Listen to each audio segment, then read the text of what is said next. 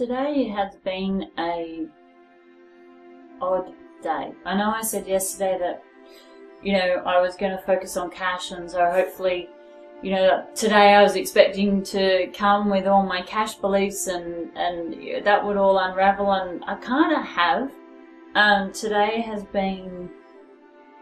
Today's been all about, I guess, self-worth and self-belief and, feeling about this big. It's been really hearing all my self-doubt, so much self-doubt. I guess I've spent so much of my time, having people pick me up in one hand while they're pulling me down on the other. Having people say, "You're amazing," in one area, but then in other areas saying, "Well, it's a good thing you've got a pretty face." And it might be a sarcastic comment. It's still a comment that leaves an absolute footprint on self-confidence and self-worth. And today has been very much about hearing all of my self-doubt and all of my self-worth issues and all of the lack of belief in myself.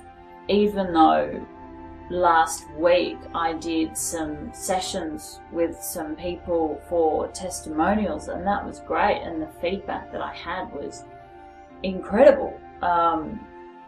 Even that, I'm still looking at it, and I've set up my website and I have the consults on the page, and I've set up this whole 6-session thing, and I still sit here and look at it and go,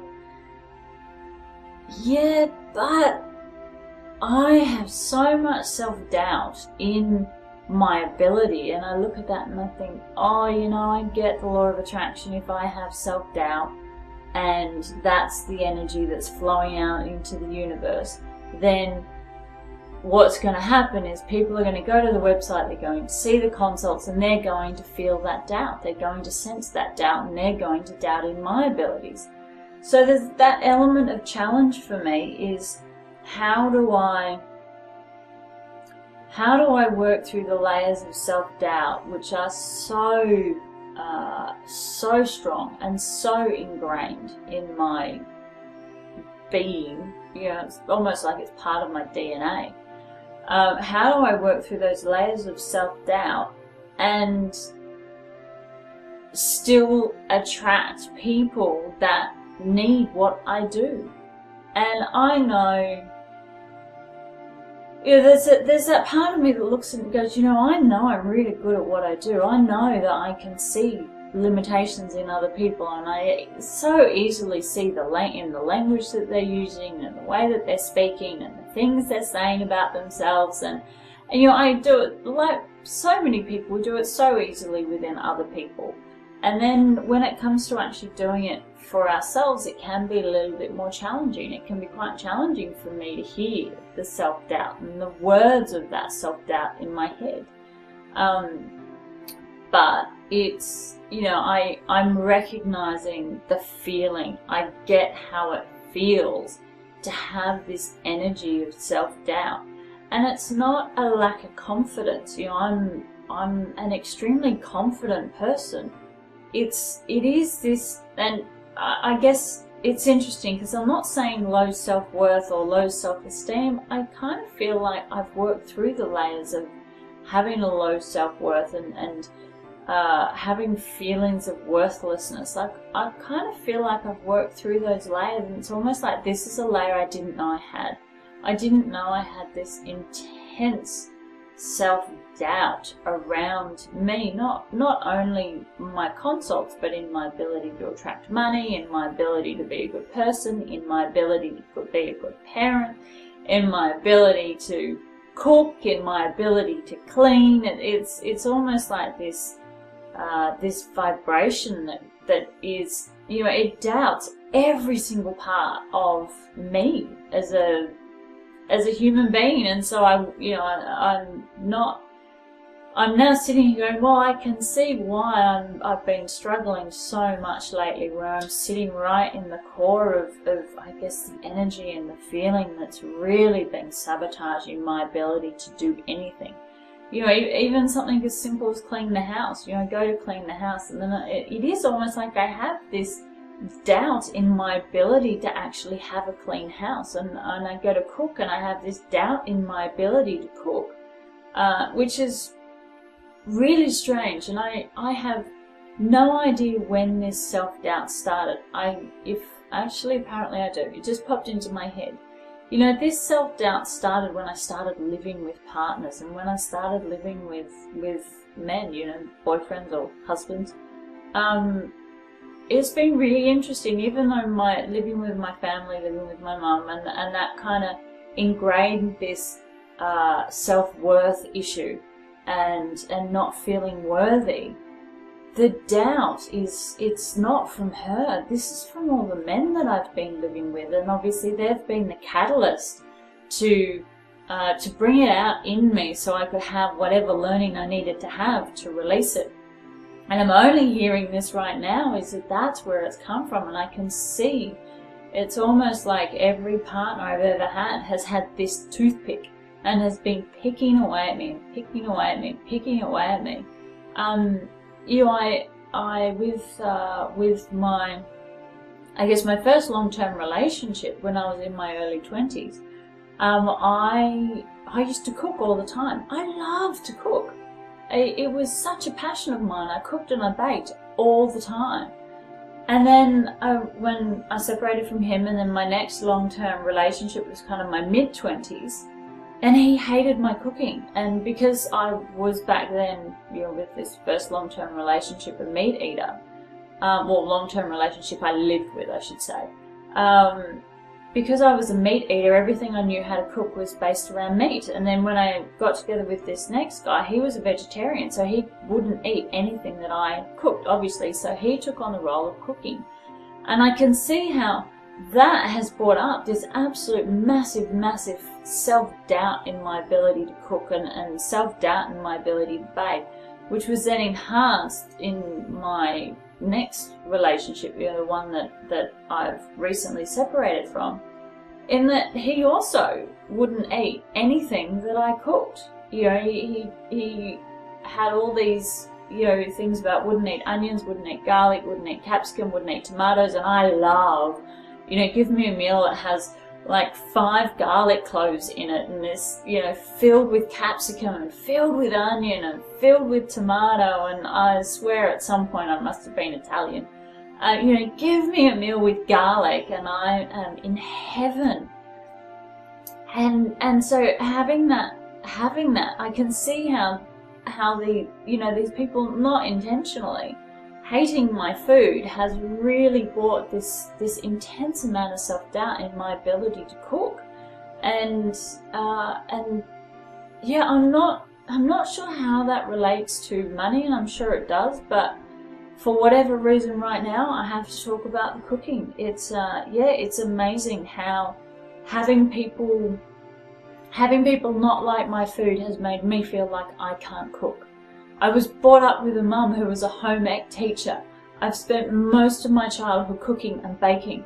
I can cook and I can bake, and I make absolutely divine food. I always have. But it was really just these two partners, you know, the last 2 long-term relationships that I've lived with, having these 2 partners hate the food that I eat. One because he was a vegetarian, so he wouldn't eat meat. And the other one was just simply because he had this big phobia about onions and garlic and beans and lentils and nuts and seeds and all the things I loved eating. He hated, and he refused to eat. And so, you know, having that, it's amazing. I didn't even know this. I did not even know this existed for me. So this is really interesting, seeing this come up as I'm talking about it.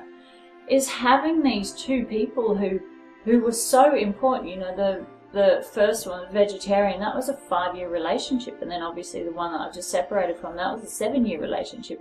They're really, you know, that for the fact that I'm 36 and I've had one 5-year and one 7-year, that's a massive chunk out of 36 years. And to have that level of energy, you know, consistently over that period of time, 12 years, over a 12-year period of time, to have people hate my cooking and hate my food, which is inevitably a projection into, in some way, shape or form, hating me, it's really interesting. I'm really seeing this intense level, and you know, I'm sitting here and I've been asking to eat better food. You know, I don't eat unhealthy food. I don't eat takeaway. I never eat takeaway, but what I cook at home, you know, is very basic. It's very simple. It's very easy. It's not glamorous. You know, I used to, you know, I used to cook quail, and I used to cook apricot chicken, and you know, all sorts of just meals that I loved. And I used to bake pavs all the time, and I used to bake mud cakes, and I used to bake pies, and yeah, all this beautiful, beautiful, beautiful food. And I am such a foodie. And I'm really seeing the link to having these two partners hating my food has built up this massive, massive self-doubt in my ability. And what's really interesting is that it is almost like that self-doubt or that hate for the food that I used to cook has brought up this self-doubt in food, but that self-doubt, it has radiated into so many other areas. It hasn't just stayed in my self-doubt with being able to cook. It has radiated out in my self-doubt into my abilities. You know, if something that is so ingrained in my being as cooking is hated so much that they absolutely flat out refuse to eat what I cooked, if that is, you know, if that is hated, and that, then I create this self-doubt, I can see how that would then have me doubting other things. It would have me doubting in my ability to earn money. It would have me doubting in my ability to clean. It would have me doubting in my ability to, you know, raise my dogs, which I classify, you know, they're the same energy to me as having children. It would have me doubting in my ability to do what I do, you know, to heal, not heal people, to help people through their limitations and their self-beliefs. And I can see how just this one simple thing of having two guys hating my food has that one thing, that self-doubt, has radiated into every other area. And it's been debilitating. And I am sitting here right now in absolute amazement. Honestly, I did not even know this energy was inside me until right this very second that I started recording this video. So I am going to go. I have a dog that's sitting here trying to chew a bone out of my hand because I've just picked it up so you didn't hear it while I was doing the recording. I'm going to go and work on that self-doubt and yeah, release all that crap. A lot of bullshit. Just because they didn't like my food doesn't mean I can't cook. Maybe it meant that they just don't know good food when they eat it. You know, everyone else loves my food except these two people, yet I seem to have based my whole entire existence and my whole entire abilities on these two people that I'm not even with, who now consider me as an you know, and I don't know, I can't think of what the word, but let's just say they don't really think of me all that much. So I am going to go and do what I can to release this this intense connection of self-doubt that is related to them. And let's see where that takes me for tomorrow's video.